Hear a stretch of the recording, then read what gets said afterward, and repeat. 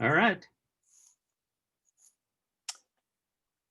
Okay, today's guest has a Bachelor of Science in Public Safety Administration from Grand Canyon University, a Master's of Arts in Organizational Leadership from Gonzaga University, and is currently working on his PhD in Leadership Studies at Gonzaga University.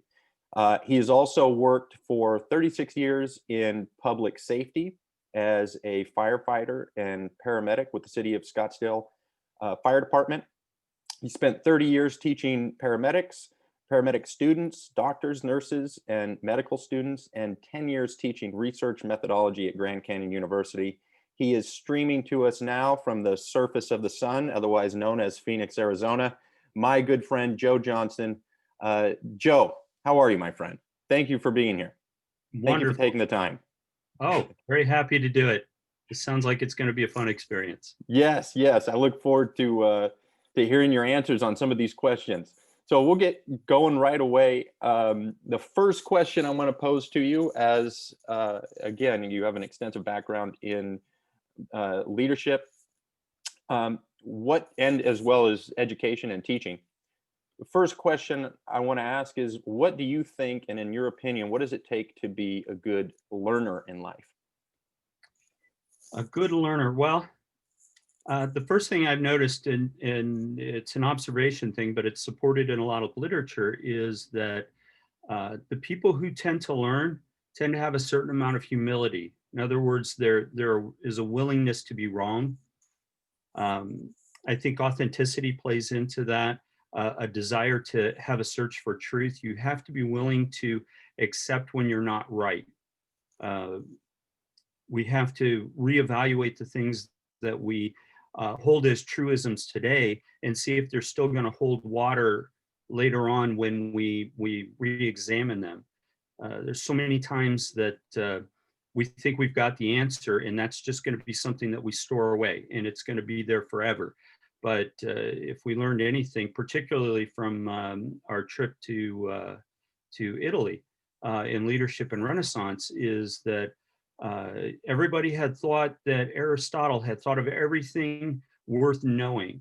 And for about 1500 years, there was no new thought. Nobody came up with anything new. All you had to do was learn what Aristotle said. And in fact, they coined a whole phrase around it, Aristotelian thinking, that said this is how things had to be right. And it got to be held as such truism that it was considered heresy against the church, to a church that didn't exist during Aristotle's time, heresy against the church to disagree with him. And it wasn't until the 1400s, roughly, that the European Renaissance occurred, and we started to challenge some of these ideas, and we really started to have growth again. You know, we looked at things and realized that we're not the center of the universe, and that all heavenly objects don't revolve around the earth, and the earth's not flat, and heavier objects don't fall faster than lighter objects. And as we start to challenge these things and reevaluate them, we realize that there's so much more that we could learn out there. There's so much that we don't know, and so much that we thought we knew that we really didn't. One of the things I love about teaching research is that it really is, it's a search for truth in as much as we can understand it in the moment of discovery. But it challenges us to be critical. It challenges us to say, where did you get that idea? How do you know that it's true? How do I know that the things that I think are true today? You know, we've been all brought up thinking about, have the courage of your convictions and stick to your guns. And we never ask ourselves, where did we get those convictions? Was it from the same people that taught us about Santa Claus and the Easter Bunny? Because there's so much more truth to be had out there, and so many things that we've held as truisms without ever challenging them. What do you see as the biggest barrier? You mentioned authenticity, as the one of the key components to, and humility. What do you think, or what do you see in your experience teaching research methods? Because you brought that up as well. What do you see are the biggest barriers to those things, if any, to your students in those courses? I think it's well, and we talk about it in research. It's one of the worst things that you can have in research are assumptions.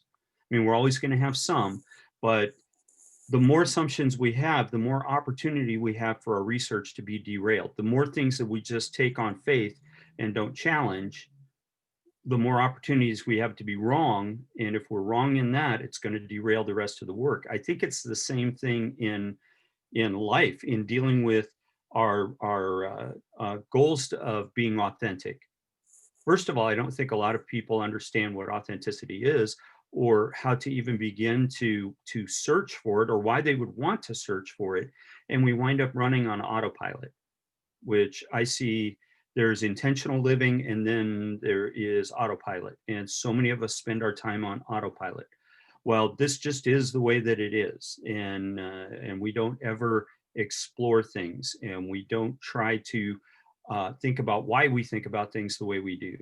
And where did our ideas come from? And um, I was thinking about this a while ago, is um, I'm recording music right now for a concert choir, and we have to record our own individual voices on tracks without the accompaniment. So all you hear if you play it back is my voice with nothing else and no context. Well, one of the worst things you can do is watch yourself on video or listen to your own voice. If you want to damage your confidence, that will do it, because you don't sound anything like you think you do. Right. Well, that's how often do we get stuck in, I'm going to do this, I'm going to dress this way because this is the image I want to portray for people. But we know that people aren't going to see us the same way we see ourselves. And when I'm thinking about authenticity, I think about, how do I get closer to matching that vision of me with the way that I really am, or the way that other people perceive me. And I know that none of that is how I really am, but it's probably as close as I can get to it. Is, how do I understand what they're seeing and reconcile it with the way I see myself? Authenticity to me is nothing more than that word we use, transparency. We talk about, well, I'm fully transparent, I'm an open book. No, nobody is. And when we recognize that, we take a step closer towards that. When we start talking about, well, I'm an open book, anybody can ask me anything. And it's like, well, that's not necessarily true. If you've ever told anybody to mind their own business, then you're not 100% transparent. And that should be a red flag to you. Not that they didn't need to mind their own business, but there are shadow parts of your life that you're not going to allow other people to see, that don't represent you in the light that you want to be represented in. I have this feeling that, hairstyles, clothing that we wear, the body spray, all of these different things are meant to provide us in the best light towards other people, even though that might not be who we are all of the time. In relationships, we're always on our best behavior in the first few weeks, months. Every time we make a major change in the relationship, or we're coming closer to a major change, we start to alter who we really are. We're not sitting on the TV or sitting on the couch watching TV, drinking a beer and eating potato chips in our underwear, in the first few weeks of a relationship. Typically, we're not being authentic. We're not showing you who I really am and who I really want to be. Or I'm not making a lifestyle change to say that's who I am and who I need to be, and changing so that I'm not sitting on the couch in my underwear, eating potato chips, drinking beer, and watching football. But if that's who I'm going to be, that's probably in the interest of authenticity, that's who I need to portray myself as. And we don't typically do that. And I think one of the presentations that you sent to me talks about how important it is to listen and not behave, engineer a response, because our responses are only for other people. We already know how we feel about it. But when we respond by making a face, crossing our arms, leaning forward, shaking our head, yes or no, that's for other people. We're demonstrating a response to them because we want them to know that this is how we would like to be portrayed in responding to that, whether it's because we truly feel that it's a bad thing or a good thing, or because we want you to believe that we think it's a bad thing or a good thing.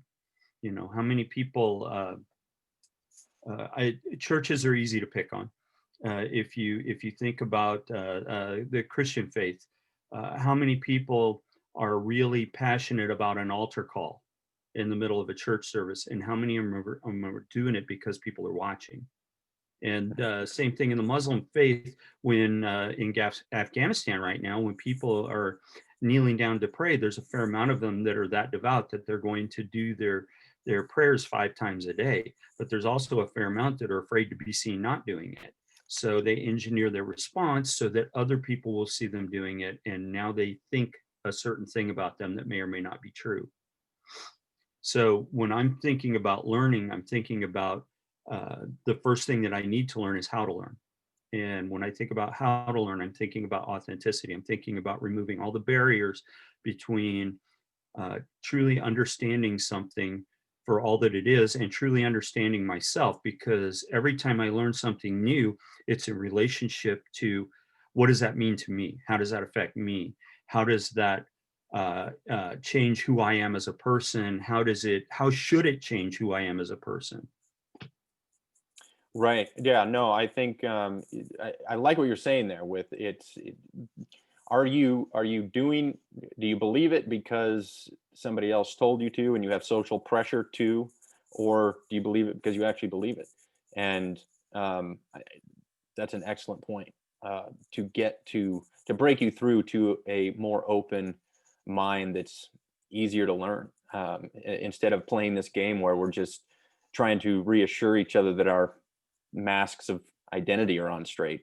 I'll pretend you are who you think you are if you pretend I am who I think I am, and we do this dance that neither of us really have any understanding or knowledge of why we're doing the dance in the first place, or why we think that mask of identity is so important. Um, so I really love that. Well, and you actually bring up a really good point, because one of the things that I've discovered in my 55 years on this planet is that when we do that for each other, it feels satisfactory in the moment, but it never feels fulfilling. Whereas when we take that apart and we actually start to treat each other authentically, it hurts a little bit sometimes. It causes pain, it causes discomfort, causes sleepless nights. But somehow the next morning things feel so much more fulfilling. The life feels more fulfilling knowing and understanding a little bit more than going through life on autopilot, all of these illusions, and pretending like they are the way they are. There's no growth and satisfaction there, I think, for a lot of folks. As somebody